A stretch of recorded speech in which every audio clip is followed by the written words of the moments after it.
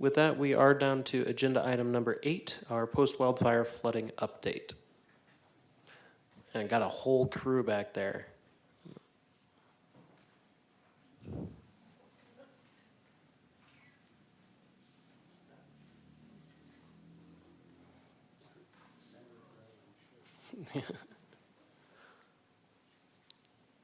Thank you.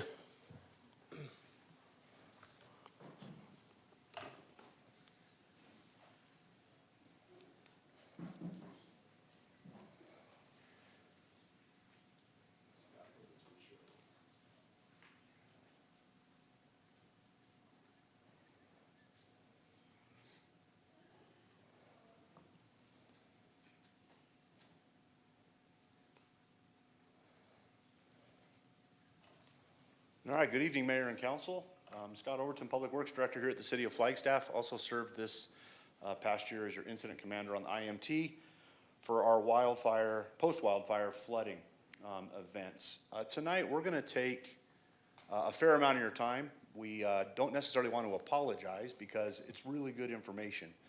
But we are gonna spend a decent amount of time talking about both of the watersheds that are directly impacting the residents of the City of Flagstaff, primarily the museum, Spruce Wash, and the Pipeline West effects that right as before you went to recess, of course, we had the pipeline fire, and then you were quickly briefed on that as it was winding down, and then as you were heading out to recess, we quickly transitioned to post-wildfire flooding response. So it's been a busy year. We are going to cover both sides of the city events that we have been working through the summer on. One, the museum flood area update. You will see in both categories you're going to receive a similar update. One will be on the monsoon season to date, some of our capital project work, some of the costs in our finance group, and then more communications work. So again, both sides, museum on the Spruce Wash and Pipeline West areas. Pipeline East, we know, is also a very important topic of the community. We have worked with the flood control district and the county, and we will be receiving a much larger update from the flood control district that will encompass all of these burn scars and post-wildfire flooding, but that one will focus a lot more as well on the Pipeline East side of the event. Tonight, just for sake of time, we're going to focus on the impacted areas to city residents. But again, it's not to underscore or overlook Pipeline East and all of the 8 watersheds that they are dealing with just outside of city limits. I would like to take a moment right at the onset here tonight, before you've seen a number of these slides, just to introduce our incident management team. We took the incident command system, created an incident management team, and it is made up of individuals from almost every division of the city. If I could ask those of you online to turn on your cameras if you're with us remotely, or if you're in the audience or with us from staff, if you could just stand for a moment. These folks really have put in a tremendous amount of time. They're not all here. There's probably 25 total on the team. I personally want to thank them, and then you see a number of them online with us as well. Just a tremendous effort on top of their everyday role and responsibility within the city government. We have asked them to serve in a capacity within the IMT, and most are pretty demanding. They are required to kind of be on IMT call 7 days a week, and this is their 8th week now working through the IMT process. And until flood season really is completed, we will keep calling them back. So thank you all for your work, and we appreciate those efforts. Thank you. And beyond just the simple staffing for our incident management team, our community response partners, I can't say enough or talk to you enough about some of the efforts of our engineering consultants, our contractors, our vendors, and our volunteers. We have asked a lot, in particular of our on-call contractors and of our engineering community. They meet frequently each week, and we are tasking them with what I consider almost impossible circumstances to try to provide us with good mitigations. And they're doing a great job modeling and showing us things that work and things that don't work, and designing things as quickly as possible. And then we're moving contractors to project work right behind them. So just Another very large thank you to our outside consulting work, and we have used almost every single one from across the community in the last 8 weeks, and very, very grateful for their communication skills and their ability to break down very complex issues with us so that we can understand them on behalf of the community. Another very important group we had established this year was our policy group and our agency administrator, and I just wanted to quickly point out and thank Mayor Deasy and Vice Mayor Sweet for representing not only the community and the council, but Shannon Anderson, your deputy city manager, and our emergency management group, Stacy, Sarah, Rebecca Sayers, our deputy IC, myself. It was great to be able to visit with you daily when we were really in heavy response, and then we backed those meetings off a little bit, but very important group to just make sure that we're understanding the dynamics of the community. We're hearing from what you're hearing from in the community from constituents, and then we're hopefully translating that back to the IMT. So thank you for that extra devoted time this year. Know it takes a little bit of effort, but clearly it's worth it for us to understand what you're dealing with. So I won't go through this in detail. It's a fairly small slide on the screen, but I did want to go through and just demonstrate, it's in your packet, the planning P. So this is a P, as in the letter P, from the incident command structure, and this P is generally the steps we go through. So if we start at the very bottom, the incident and the event, no matter what the incident for us, it could be a train derailment, it could be a forest fire, it could be a flood in this case. This is the same process, and we go through this cycle every day.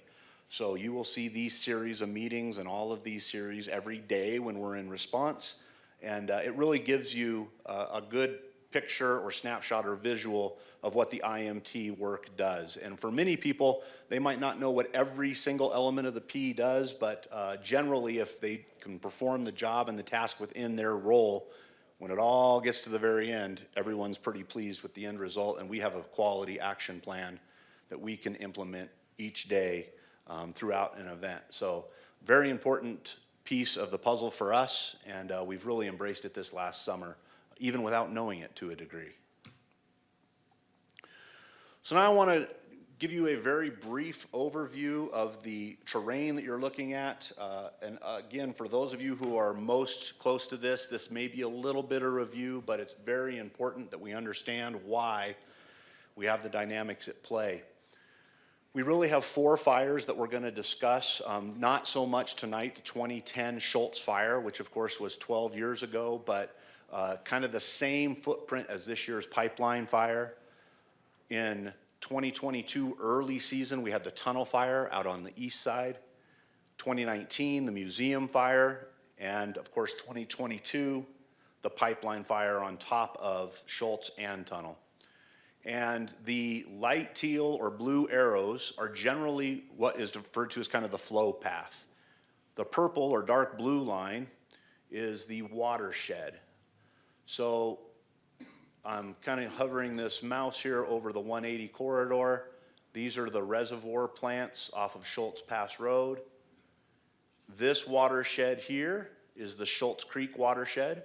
So everything within this purple or blue boundary drains to this teal line and then generally finds its path down through Schultz Creek behind the reservoir plant and enters right around the station at Station 5, Fire Station 5, and then crosses 180 in the underground system and then above the roadway on a larger event when it is overwhelmed, right down into the Northwoods Apartments, Savannah Street, and then down into North Coconino Estates before majority of the water finds its way to the Rio de Flag main channel, which is right around here. So this portion right here is the portion we're concerned with. This is the burn scar from the pipeline scar that is within the Schultz Creek watershed. This one, to a lesser degree, just to the left, is a second watershed that enters at Cheshire, Magdalena, and it comes down in through and catches the main channel again. Museum, we were all familiar with in 2019. It's this orangish yellow line, 2,000 acre burn scar in the Dry Lake Hills, and it all enters the city via the Spruce Wash right at the top of Paradise, down Grandview, and through the Sunnyside neighborhood. So good overview here, and then all of these watersheds over here, all 8 of them, including government tank and everything to the north, all drain towards the east, primarily everything from Silver Saddle Road to the north at the summit. But of course, we are not going to cover ground on these this evening. Tonight's focus, museum and Schultz Creek, Spruce, or excuse me, Schultz Creek on the pipeline west side. We're going to start this evening with the museum. Towards the end, we will take questions, so please, if you could, jot those down. You'll see a kind of a rhythm here. We're going to go through museum, very similar slide set for pipeline west, and then everyone will stick around. We'll have lots of time for questions and comments, and then I'm sure you may have a public commenter as well. So I get the first slide. One thing we want to point out with museum, so now we're talking museum only. 2022 monsoon season, this was really kind of a telling graph, and we want to remind all in the community that the museum Spruce Wash is still a significant threat. We have completed some work on forest and to the county portions of this wash just outside of city limits, and one project very close to city limits at the top of Paradise.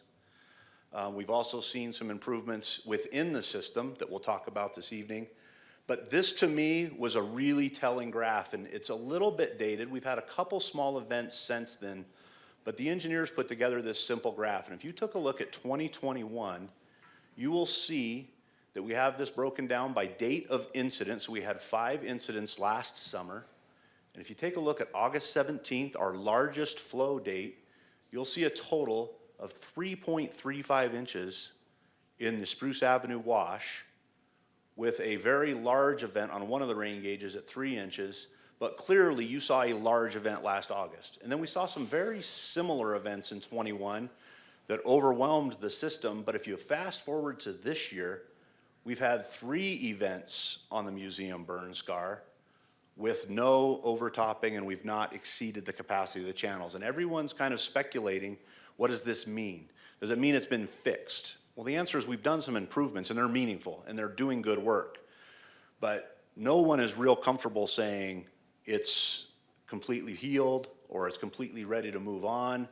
We just have not seen the same type of rainfall that we saw in 21 in 22. So until we see a real test on the museum scar, majority of the models are still showing a very, very similar likelihood should we get the rain event on the scar. It just really demonstrates, for whatever reason, these storms have moved to the west and to the east, and haven't done a real good job of falling on this location. Great news for the people that live in that path, but I want to caution that we really keep that in mind, that we have not seen the same type of rain events that we saw last season. We have seen those on the pipeline east side, however. All right, Christine Cameron, I'm assuming you're online. This one's yours, and I will be back, but a number of folks before me. Okay, thank you, Scott. Hello, Mayor and Council. Christine Cameron, Project Manager with Capital Improvements.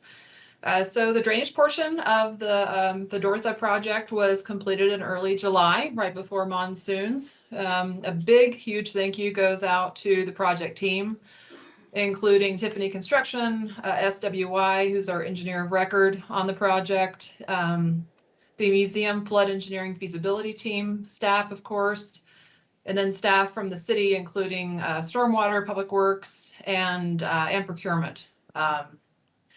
Just a huge lift, a lot of work very quickly done and very well done. So thank you. The Dora Avenue surface improvements were finished up over July and August. So Dorothy was opened up to traffic a few weeks ago on the 19th of August. And we're still tying up a couple of loose ends, including some fencing and some minor improvements, just getting that contract wrapped up out there. And the real estate group is working to finalize the easement procurement. So that is still outstanding and in the works. It's been a pleasure to work on this project. I've heard firsthand from many community members of how thankful they are that these improvements went in. So I will extend that to the group and to council. And thank you very much. And back to you, Scott.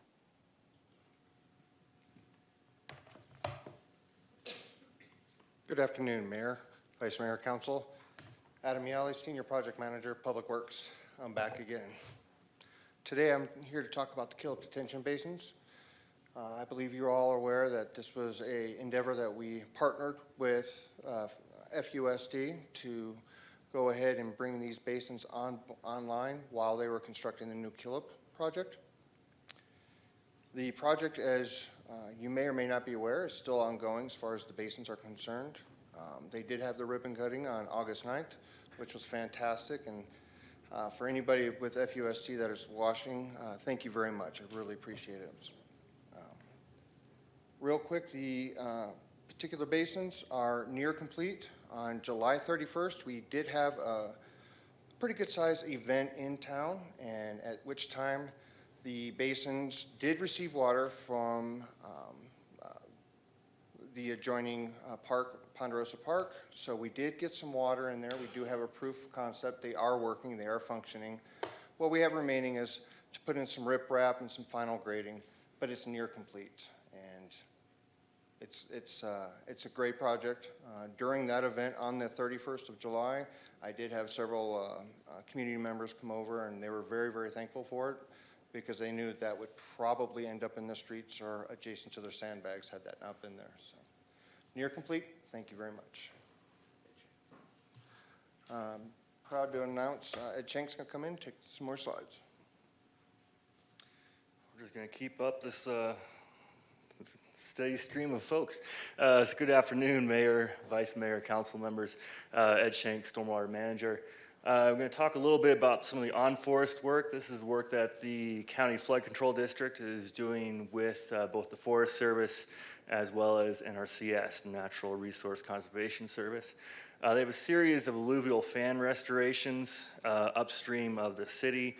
3 of them have gone in to date. One is on the west tributary, one is on a private parcel in Mount Eldon Estates, and one is at the end of Paradise.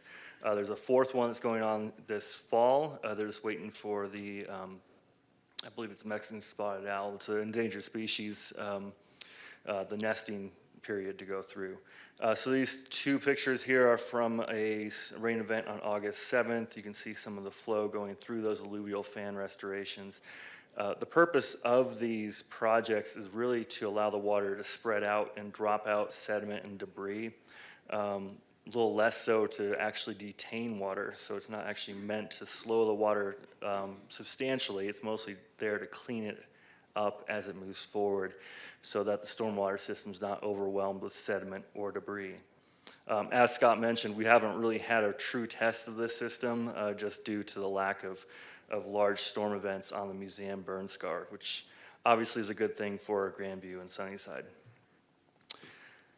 Just immediately downstream of that Paradise fan, the lowermost fan, is the Parkway Sediment Basins. This is another project of the County Flood Control District through NRCS and obviously with city support on a city parcel. This project's at 60% design at the moment, and it's an important part of the overall system because it allows us to drop out that final amount of sediment that's coming through the forest system before we get to our stormwater infrastructure. The NRCS has had time extension requested by the county, and as I mentioned, the project is now entirely designed on the city-owned parcel. There's no bleed over into the private parcels that are adjacent. We're working on utility relocations right now, the design for that, and survey work. Expect major excavation in early spring of next year. We have identified trail access that would go through this parcel, and it will be incorporated, but it's not eligible with the NRCS funds, so we'll have to find city funding for that. This is a major landscape change, so we are working with neighbors as much as possible in terms of communication and outreach.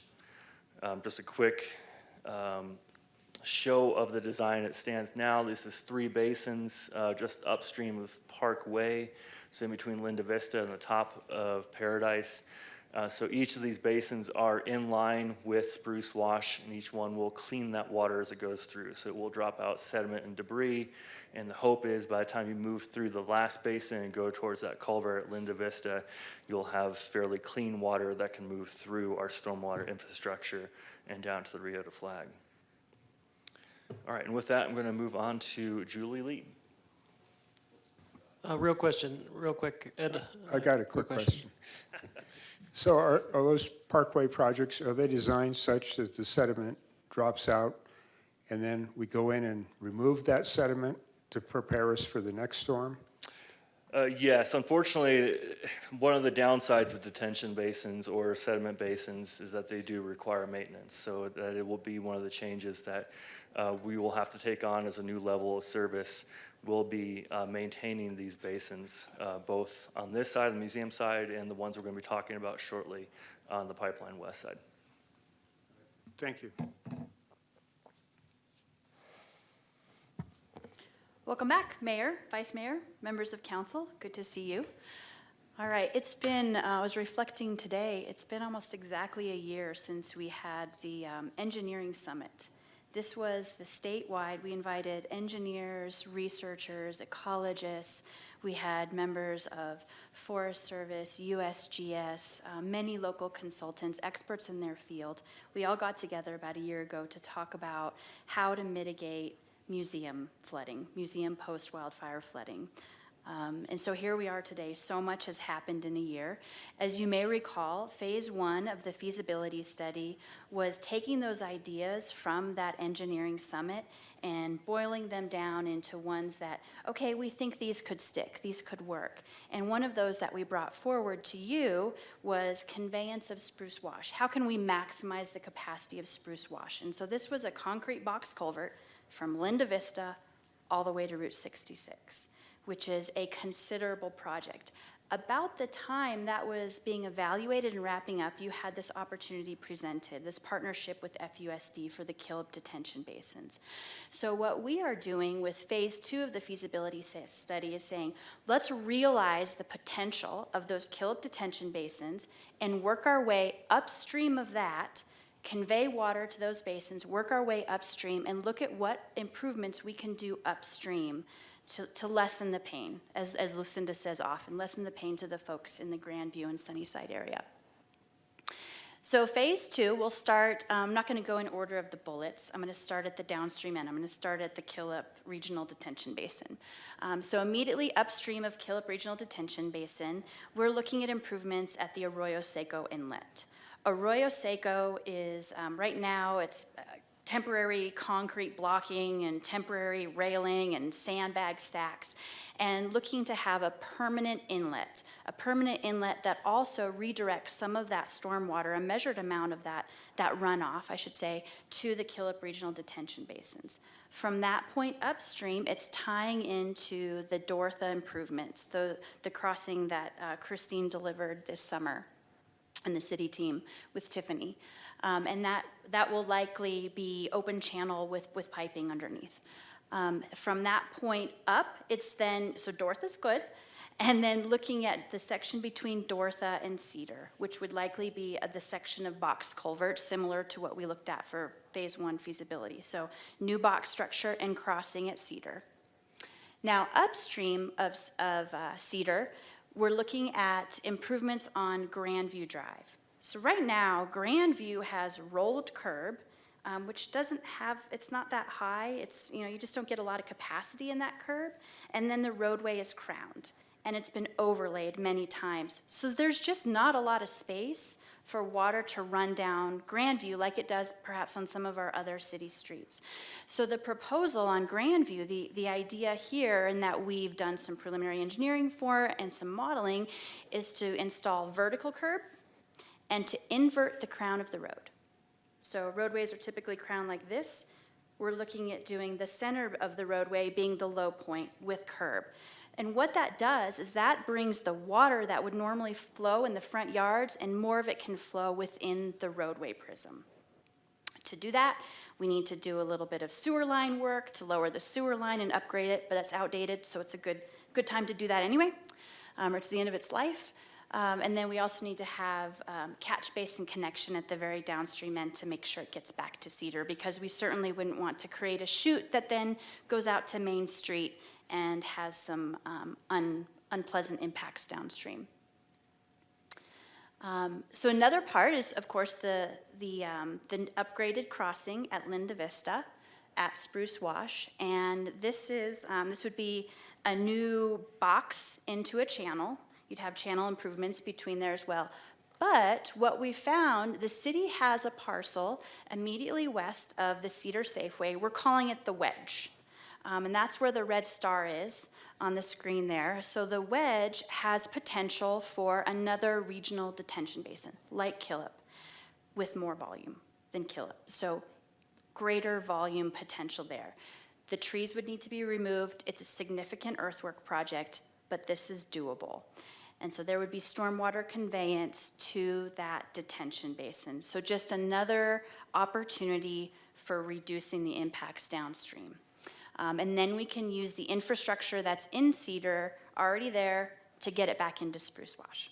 So that's the bundle of projects for feasibility phase 2. And we've made great progress, even while working a lot of hours on pipeline fire as well. We have not lost sight on the needs for museum and what we're about to go to voters to ask for in November. Part of our work, we partnered with J.E. Fuller. So this is Joe Loveridge. I think you all know Joe.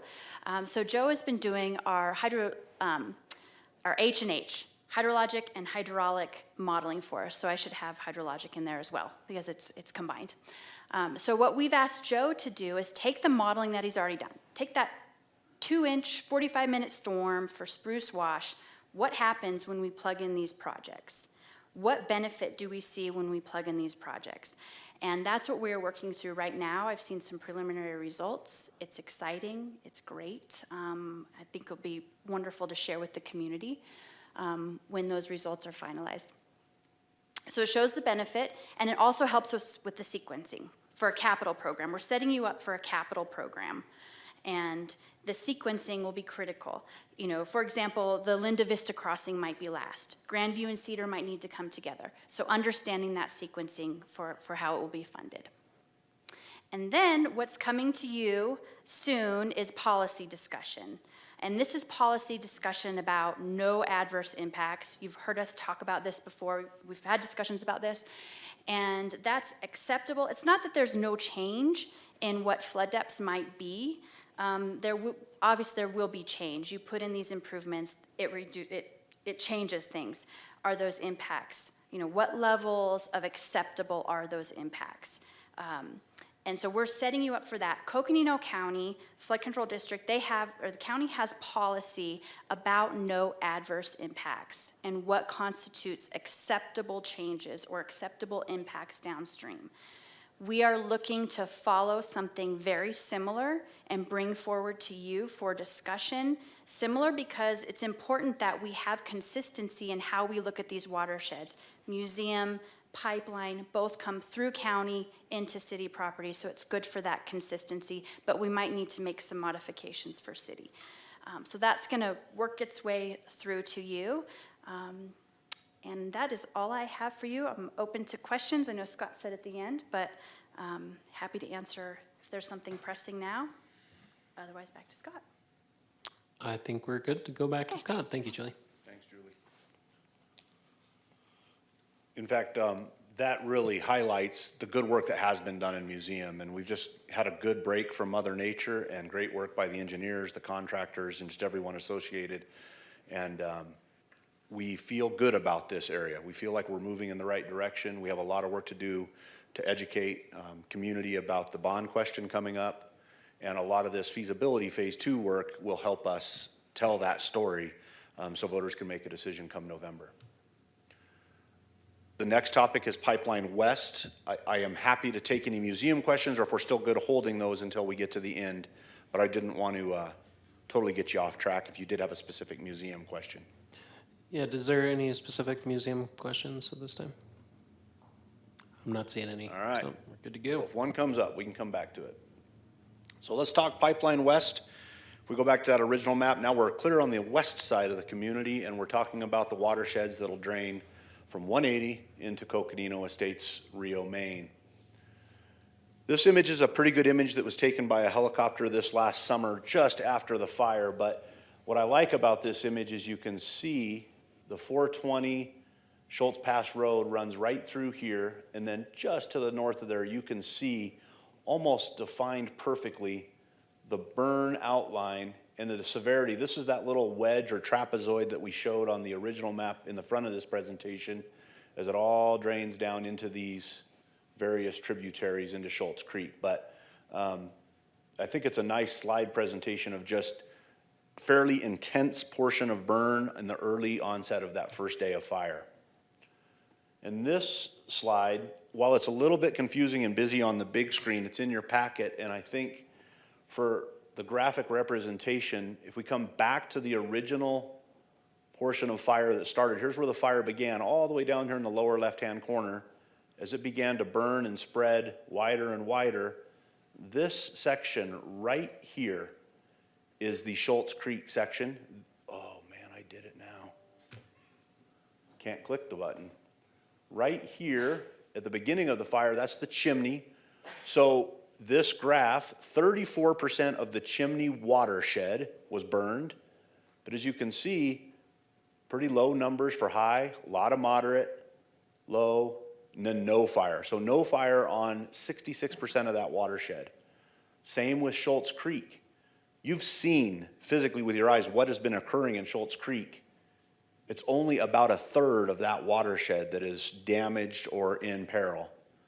But there are some high and moderate burn severities. So this map that came out helped us understand, and the modeling folks understand, these bright reds are bad. And the bright greens are a little bit better, but this was where it came up Schultz Peak. This was that Monday that really burned aggressively. And I think it demonstrates some of the efforts of forest health, and you've got another presentation coming soon about watersheds and forest health and forest prevention work, and our forest folks will come in and speak to that in our fire department. But for us, really a pretty significant impact to a watershed, and still a fairly small percentage comparatively to the actual watershed quantity or total.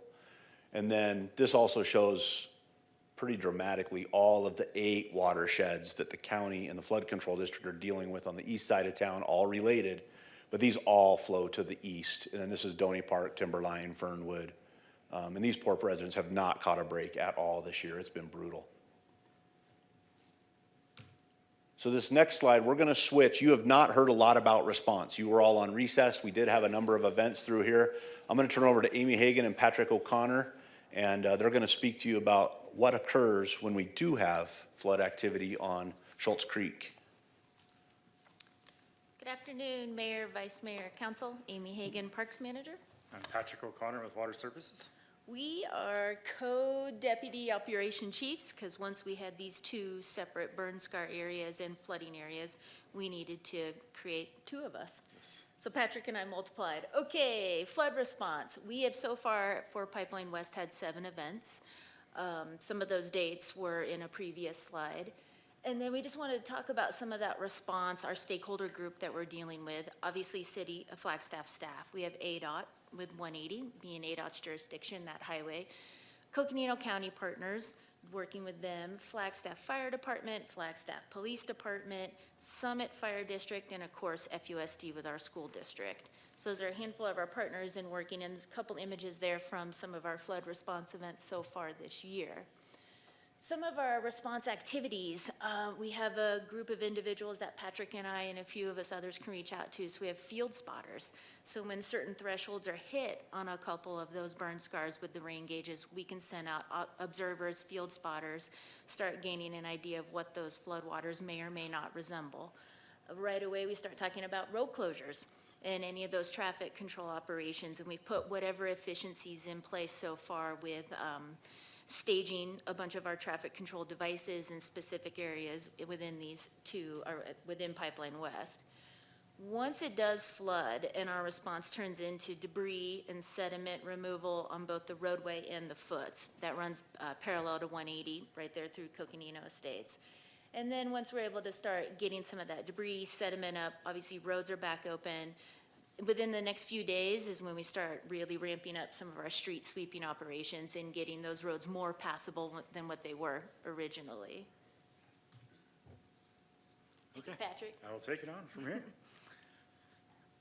So as part of the stormwater's contribution to this, we've identified utilizing the Francis Short Pond for additional storage in order to also settle out debris within the water, but to slow those flows down to downstream Rio de Flag, folks that might be affected by the Rio de Flag south of Francis Short Pond. I believe back in 1923, the Francis Short Pond was developed as a flood measure, mitigation measure, and we're able to utilize that today. Water Services is currently monitoring the depth of the water and trying to maintain a certain distance below the dam to allow for a storm event.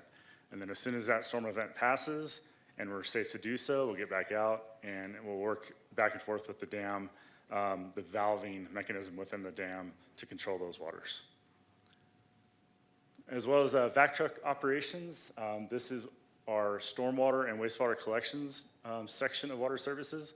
The truck that you see pictured was newly acquired with DFFM funding for the stormwater collections crew within Water Services. This is kind of a key piece of equipment for any post-fire flooding events and just general maintenance of the stormwater collection system that we recently acquired. Short-term mitigation support, as you're well aware of, sandbags have been a huge contribution, I guess not a contribution, but a portion of post-fire flood mitigation, along with a new Tiger Dam water barrier that was tested this year. And this was work along with the City of Flagstaff and our local engineers to try this new product. And the pictures you see there with Tiger Dam, if you're not familiar, is in front of the Northwoods apartment, just south of the Flagstaff Fire Station number 5 on Highway 180. Thank you.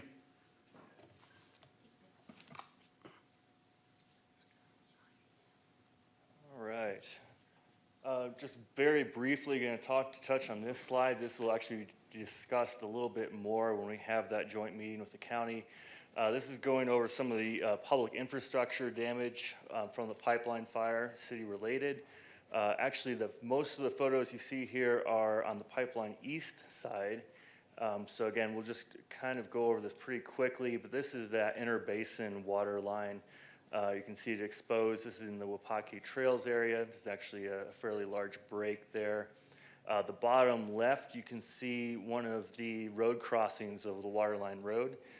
These were reinforced after the 2010 Schultz fire. We had 28 locations that were reinforced, either with gabion baskets with a concrete cap, or in some areas they actually had log pilings. Most of those 28 locations have been damaged to some extent. On this one, you can see the scour on both sides of it, as well as the gabion baskets that have failed just due to the repetitive events on Pipeline East. And then we obviously have some new areas of failure since the pipeline fire is in a larger footprint than that original 2010 Schultz fire. On the top right, you can see Francis Short Pond. So as Patrick was mentioning, we are using the pond as a flood retention and detention structure again. That was originally as it was designed in 1923, but it's not how we've been using it as a piece of infrastructure more recently. It has been really a park amenity, obviously a really great community fishing location. So obviously at the moment we've lost that benefit just due to the amount of ash, sediment, debris that's come down. So that is a damage, that is a public infrastructure damage. Very glad that we can use it for its original purpose, but hopefully sometime in the future we can get it back to what the community really expects it to be, which is a really great park amenity. Just briefly going to talk about some of the longer term projects here in Pipeline. We have two that are relatively immediate, one being the 20-acre Schultz Creek Sediment and Detention Basins. You know, we've talked about this before. It's going on right now. We have fan contracting out there. As we speak, might still be working today, working on a 56-acre-foot series of detention basins on the city-owned parcel right off of Eldon Lookout Road. We are also working with NRCS to get some more EWP funding, so this is emergency watershed protection funding, not exigency. So exigency is what we're using for that 20-acre parcel. That's a very short time period. It's an emergency action. we are working on the 220-day EWP project to see if we can get some channel stabilization between those detention basins and Highway 180, because that channel is starting to unravel as we start pushing more and more water down it. And even with those detention basins, we're going to have the same volume of water moving through, it just won't have that same peak. So even though we won't have that huge destructive peak of flood water, we will have a longer duration high flow that's going to go through there. So we are very concerned about keeping that channel intact so that we aren't incising it and providing sediment and debris from that area into the Stavana and Coconino Estates area. So we are working with NRCS on funding for that project and also design with natural channel design to work that through. We also have some other longer term mitigations. I know there's a lot of interest and concern about that culvert at Highway 180. We are working with our designers, with the county, with ADOT, and with our federal partners to figure out how we can fund, design, and build a new culvert at Highway 180 that takes a lot of that pain off of Stavana and Coconino Estates. So that is ongoing. We hope to have some more news for you in the future meetings, but know that it is definitely high on our priority list. And then, as I was mentioning, the interbasin pipeline repairs and mitigation is another long-term mitigation or long-term damage assessment that we need to do. So that's ongoing as well in water services. Jumping back to the Schultz Creek detention basins, so this is that schematic of the 3 detention basins on the 20-acre parcel. It's that city-owned parcel. We will have some incorporated trail access, future trail access in there. Eventually, we'll have some trailhead parking, historic interpretation, and some landscaping. If you go out there right now, it's very impressive. Fan contracting is moving very quickly here, and I'd like to thank Adam Mealy as our project manager, the city project manager on this. We are roughed out most of that downstream basin already. They're moving really quickly and working on the other 2 basins as we speak. So really great work going on, and it's great to see this being done in real time. And with that, I'll move over to Brandy.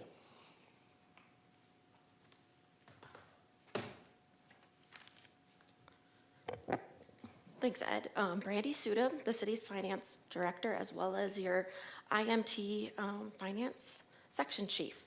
So I'm going to provide a brief financial update on the flood response and mitigation. So for the 2022 preseason mitigation, both for pipeline and museum, the city has spent just over $471,000. This includes staff time as well as commodities and other services. Related to flood response and other commitments related to flood response, the city has committed $477,000. This includes staff time, equipment, as well as engineering services, conservation crews, and pre-filled sandbag purchases. We have estimated private property damage at just over $95,000, and we are estimating between $5 and $10 million in private or in public infrastructure damage. Most of this cost is related to the interbasin water line, as well as some other minor damage locations, such as Francis Short Pond.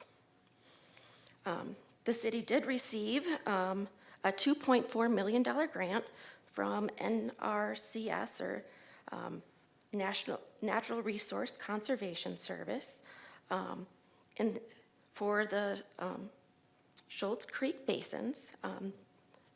The city does have a 25% grant match, just over $468,000. However, we were notified last week, we were approved for a grant funded by the Department of Forestry and Fire Management to cover this match for the city. So that's great news. So in the end, the city's cost related to the basin is that design, which is that $68,000. And the city will be seeking DFFM and maybe even FEMA funding for the flood response and public infrastructure repair costs.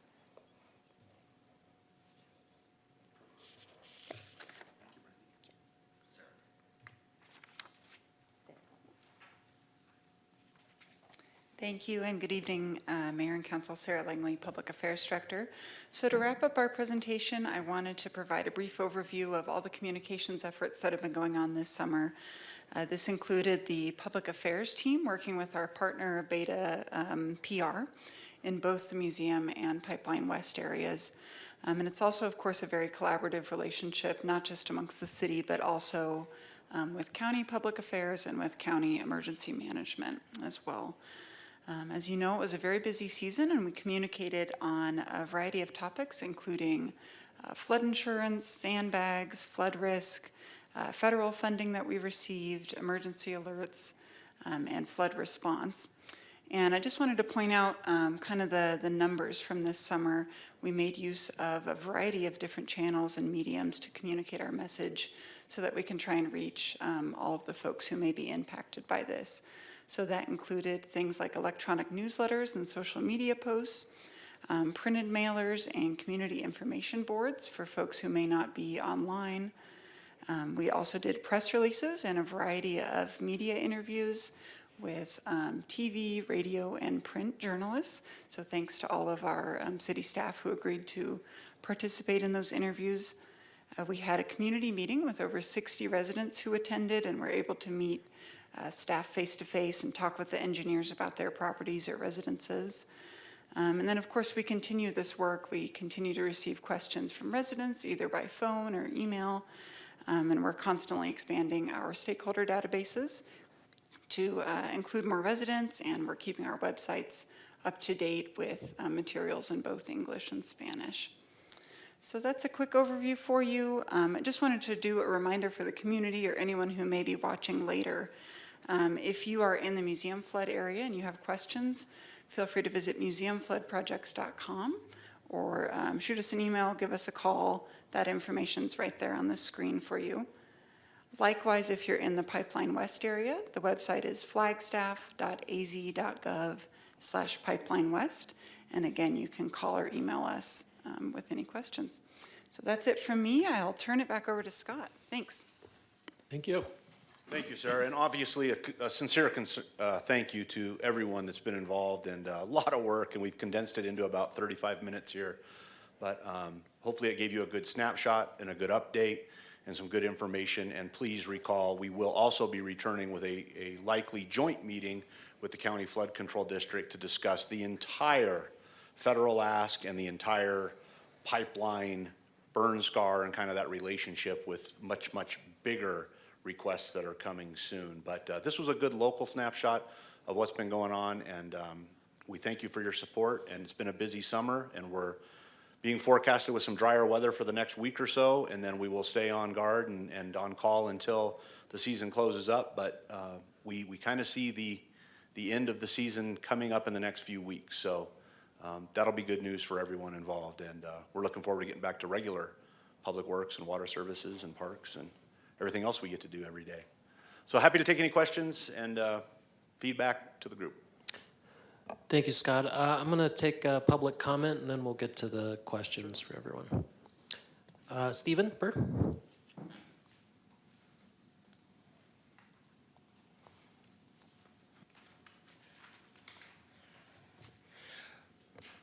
Thank you, Mayor, Vice Mayor, Council. My name's Steve Poor.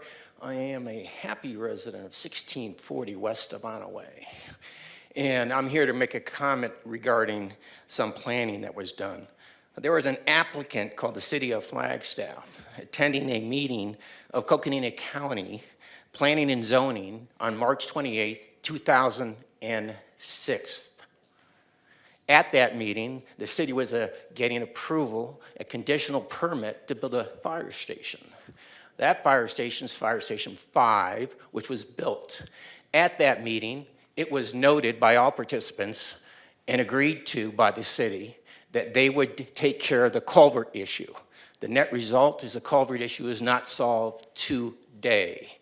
That culvert issue is the culvert at Schultz and 180.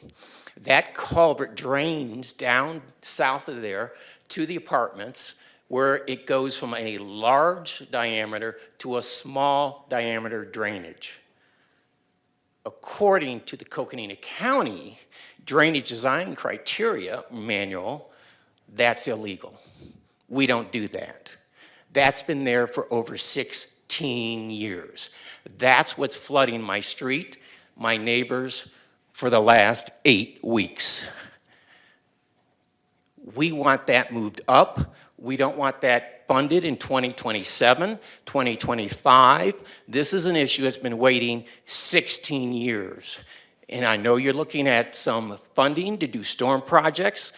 This one should be at the head of the list and should be tackled like it hasn't been for the last 16 years. Thank you. Thank you, Stephen. We have some online participants as well. Yes, Mayor, I believe so. Jennifer Katra, you may unmute and give your comments now.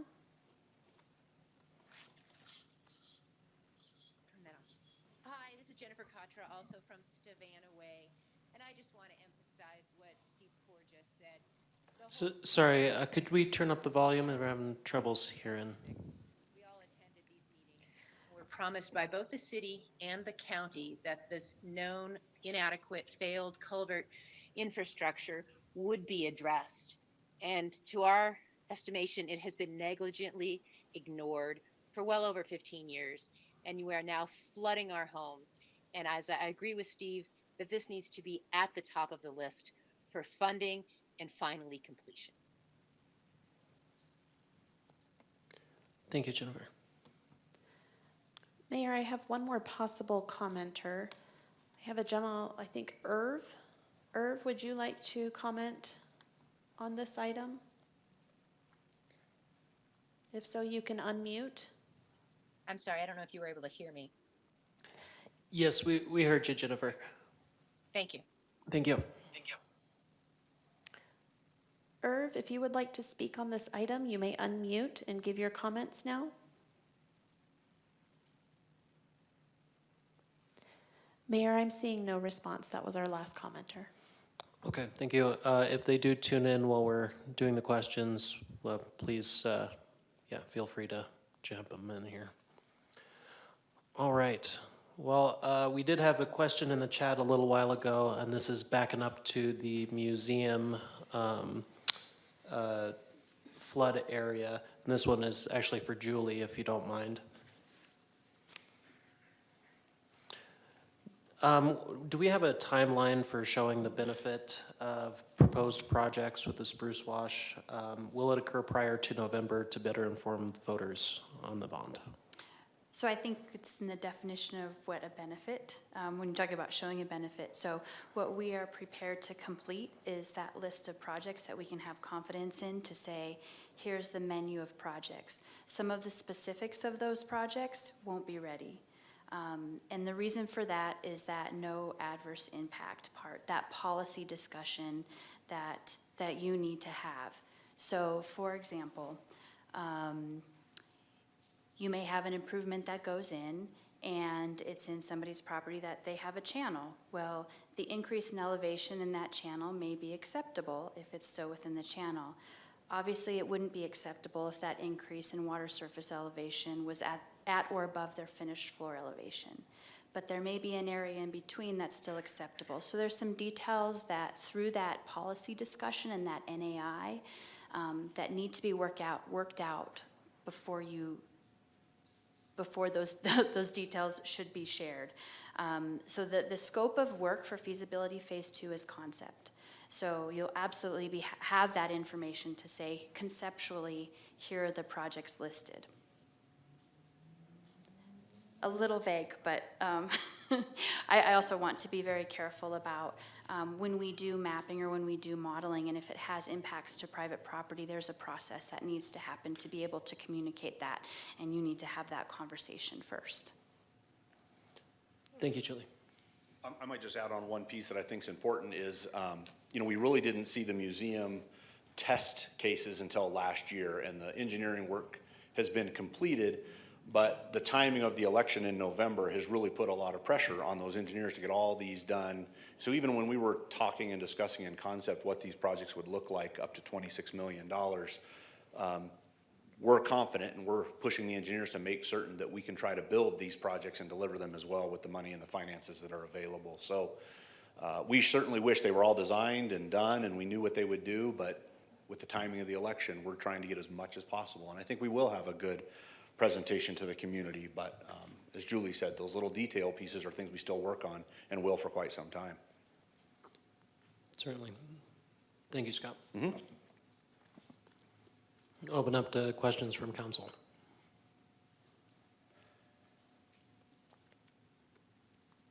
McCarthy. Scott, I went out and saw that culvert where it's big and then it gets small.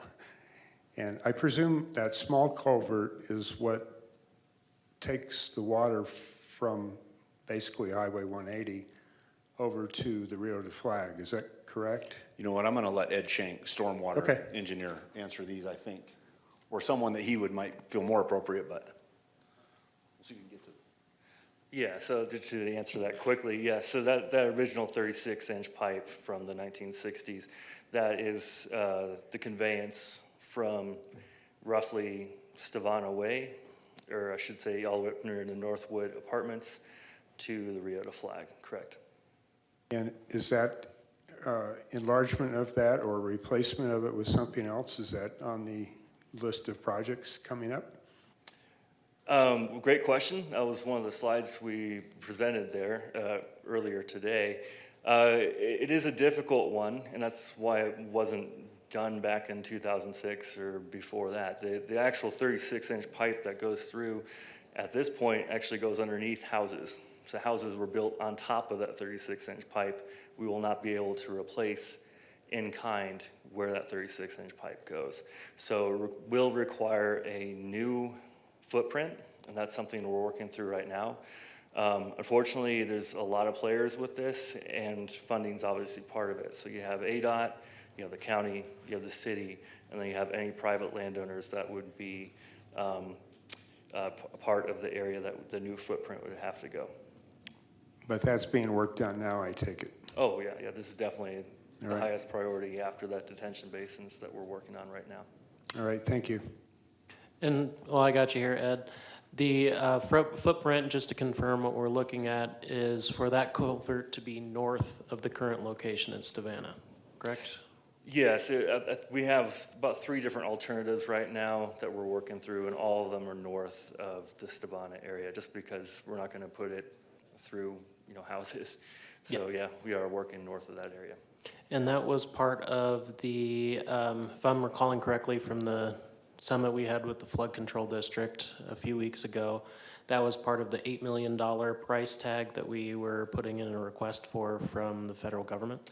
Yeah, so we did actually work with ADOT to put together a request for the Federal Highway Administration for emergency funding. It was determined that this would not qualify for emergency funding under the Federal Highway Administration, unfortunately, due to their determination that there was not enough damage to the highway under that. So we are looking at alternative ways of funding it.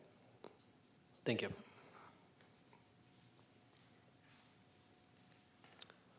Other questions, council? Yeah. Vice Mayor. Thank you. So this was quite the summer, and I have some thank yous. Scott, you did do a nice thank you at the beginning, but I want to take a moment and just maybe list off a couple of other things that I noticed.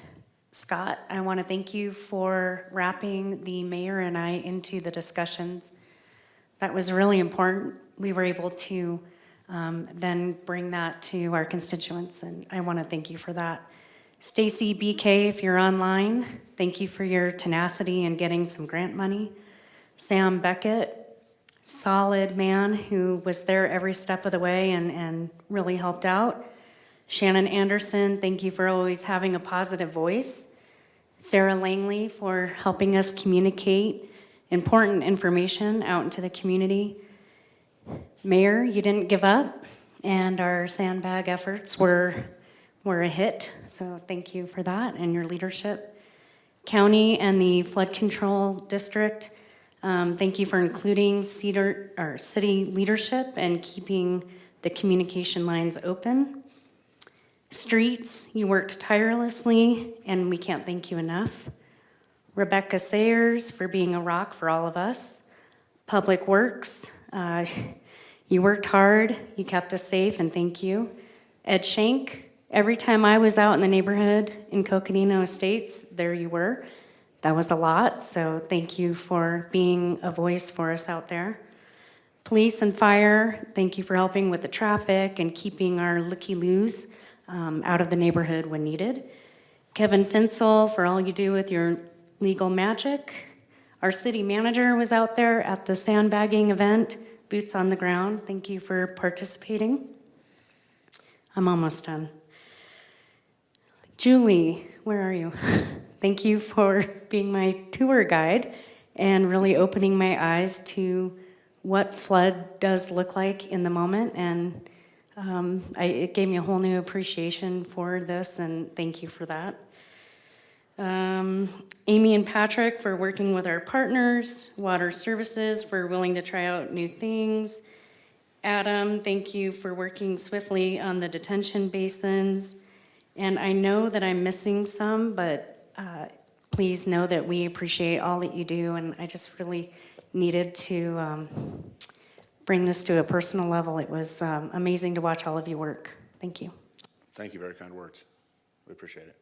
Sterling, were you wanting to jump in? Yes, Mayor, and Council, and Vice Mayor, I appreciate that. I'd like to add Christina Perry to that list with respect to those detention basins, and I know that was approved last week, but I failed to give her a shout out for that. She worked tirelessly with the group to make sure the legal I's were dotted, T's were crossed, and everything was cinched up. Thank you, Christina Perry.